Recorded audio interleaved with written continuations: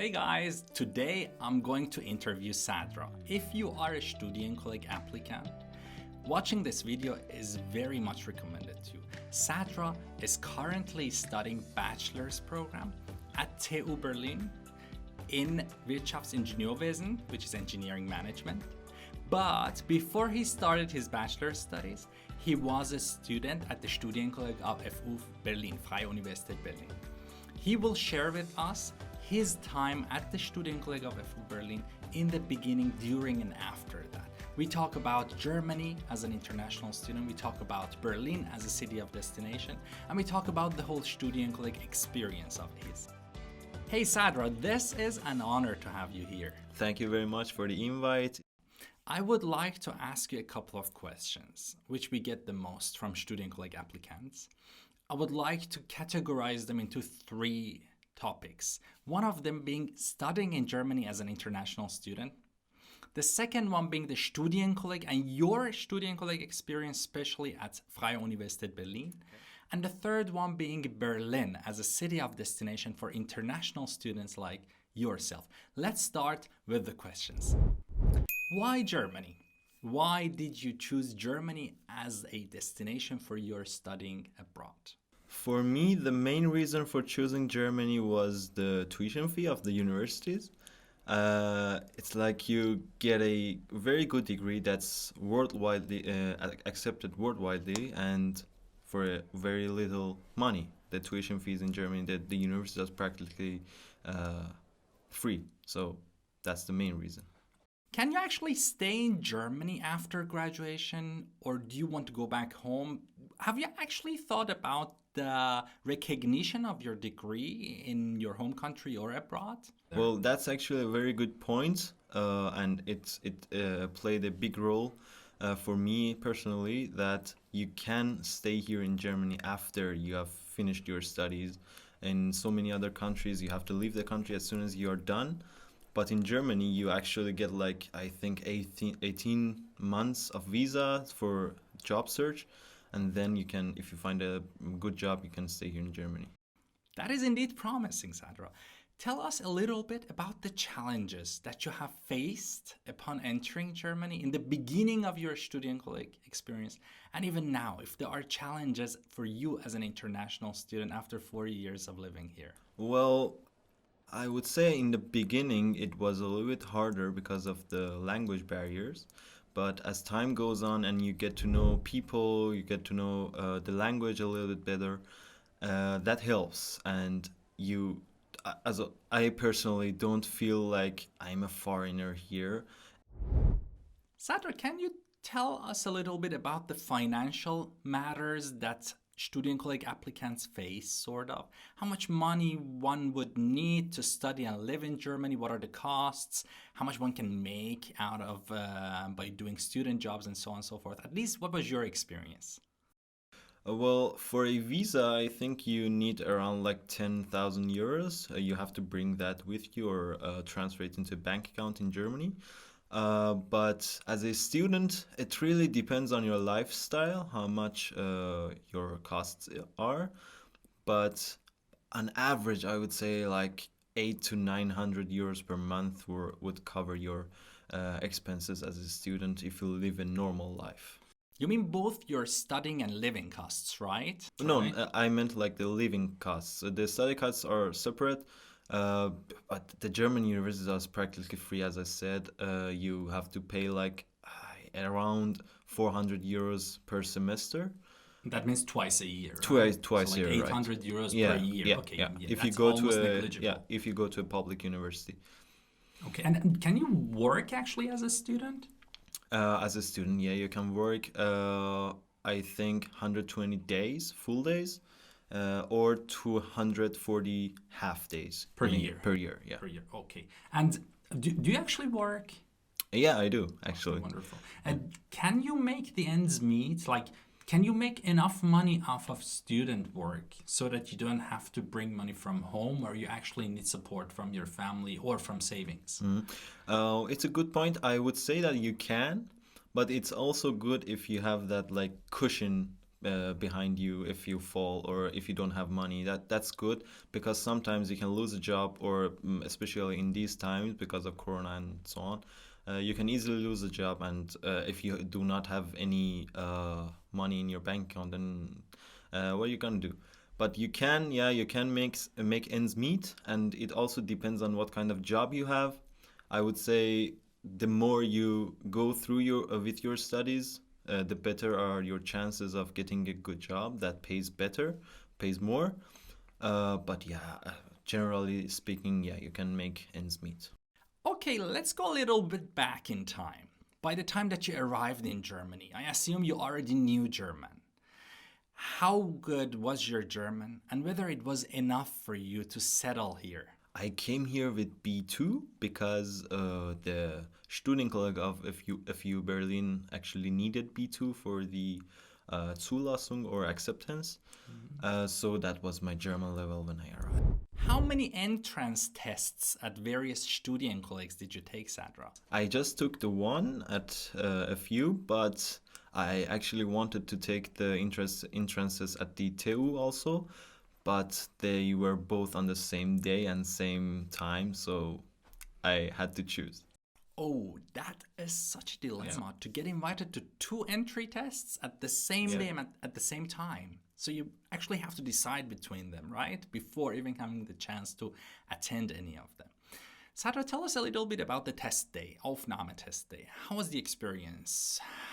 What was happening? Well, I would say it was not like very easy. It was a little bit stressful because I had no idea how it was gonna go. So I had no imagination. I didn't know anything. So, but the people there, they were really nice and they made us feel comfortable and they took the stress a little bit away. And the exam itself was, I think, fair. So during the exam I was fine, but before it I was stressed out.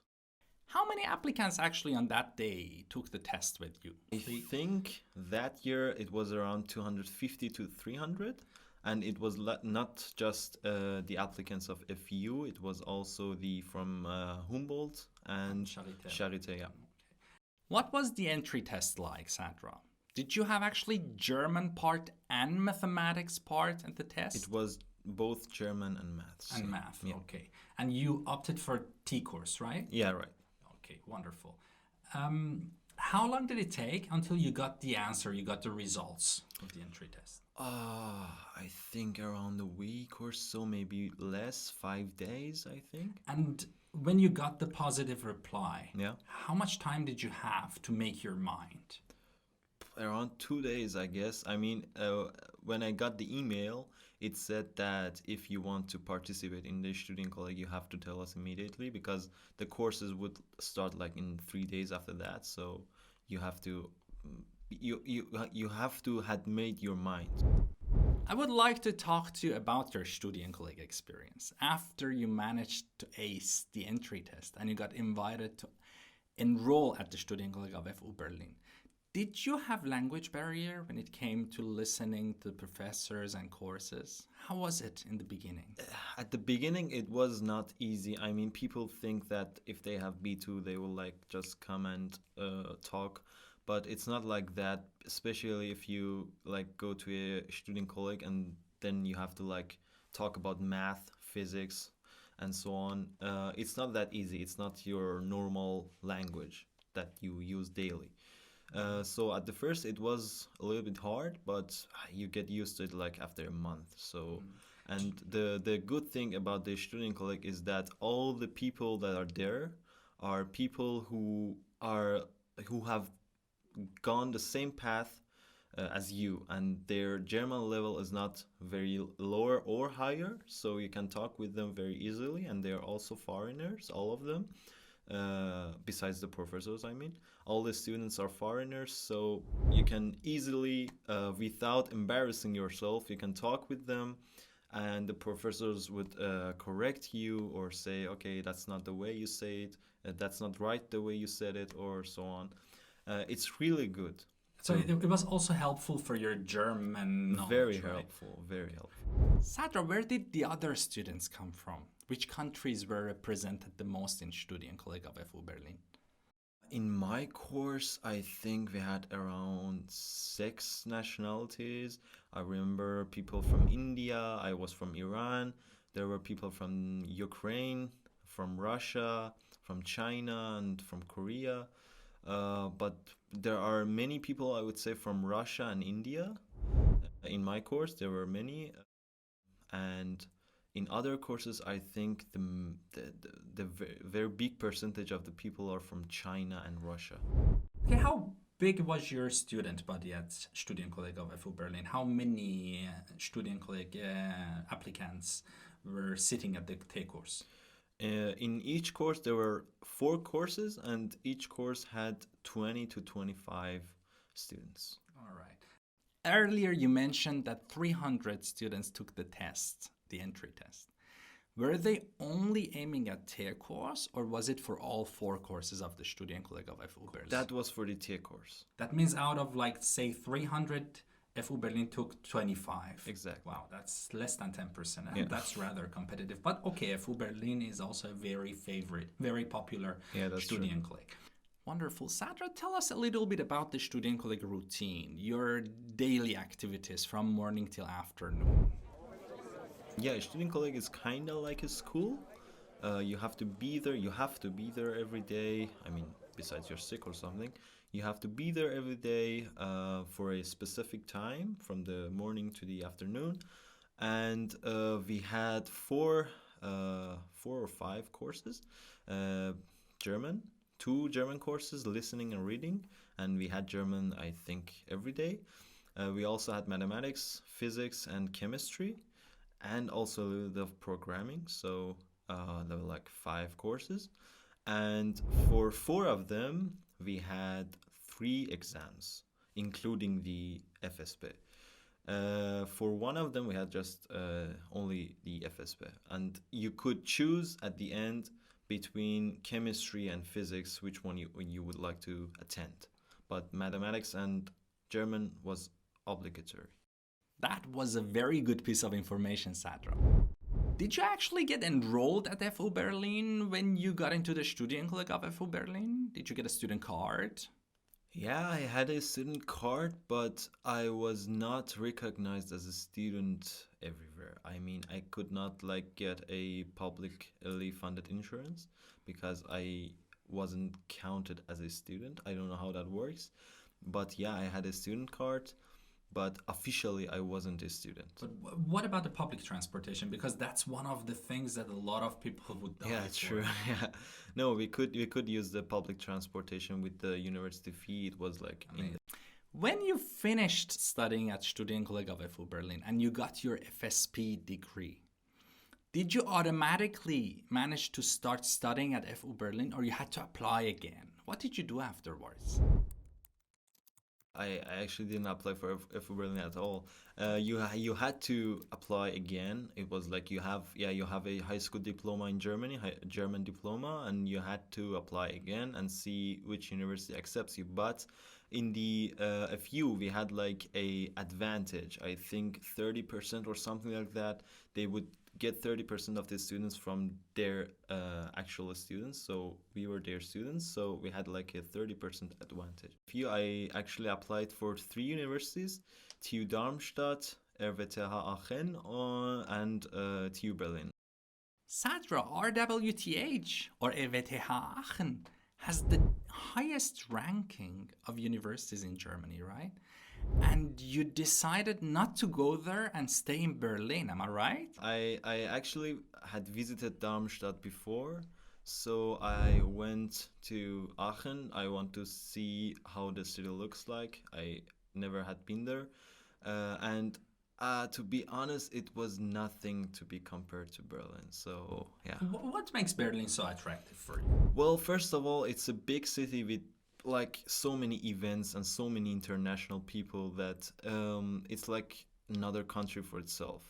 And another important thing that made me stay in Berlin was finding a job. Finding a job actually in Berlin for students especially is very, very easier than in a city like Aachen. Why is that?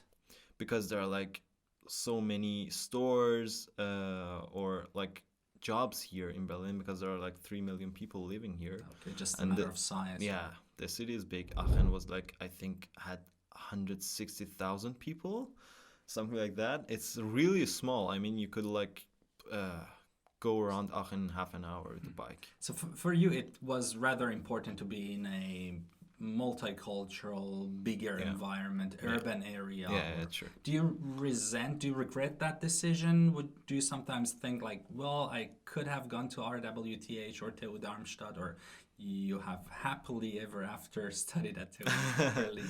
No, I don't regret it at all. I mean, I'm happy that I made that decision, and I actually found so many good friends here that I would never like consider going to another city for a continuation of my studies.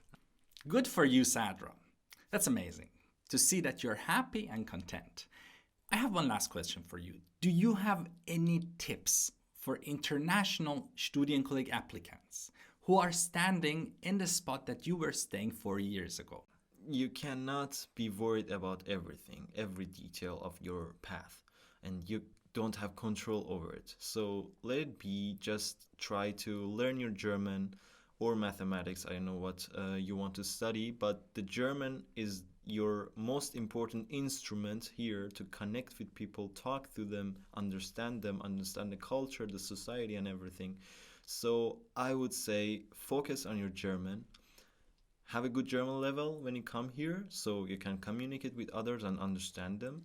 And do not, I repeat, do not worry about every little detail, because you can't do anything about it. Just come here and then think about it, find your ways. You will get to know people, they will help you. It will happen for you. Sadra, thank you. This has been a pleasure. We learned so much from you. Wishing you a lot of success. Thank you very much for the invite. Have a nice day too. Hey guys, thank you for watching up till here. I hope you have learned a lot about the Studienkolleg experience in Germany, especially the Studienkolleg of FU Berlin, but you can expand this knowledge, this information to most of the Studienkollegs in Germany. Stay tuned and stay with us. Have a good day.